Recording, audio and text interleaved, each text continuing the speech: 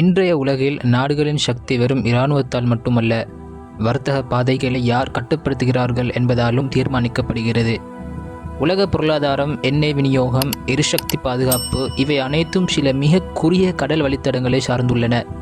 இந்த முக்கியமான பாதைகளே geopolitical choke points என்று அழைக்கப்படுகின்றன. இவை உலக வர்த்தகத்தின் நரம்புகள் போன்றவை. ஒரு சிறிய தடங்கள் கூட உலக பொருளாதார அதிர்வுகளை உருவாக்க முடியும். எரிபொருள் விலைகள் உயரலாம், சப்ளை செயின் முறிந்து போகலாம், பொருட்களின் பற்றாக்குறை ஏற்படலாம் மற்றும் நாடுகளுக்கிடையே பதற்றம் கூட அதிகரிக்கலாம்.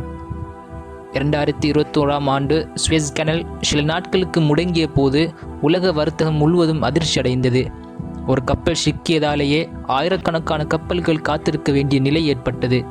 அதுவே இந்த சோக் பாயிண்ட்ஸ் எவ்வளவு முக்கியமானவை என்பதை உலகிற்கு நினைவூட்டியது. இன்று உலக அரசியலில் மிகப்பெரிய சக்தி போட்டிகள் கூட இந்த கடல் வழித்தடங்களை சுற்றியே நடைபெறுகின்றன.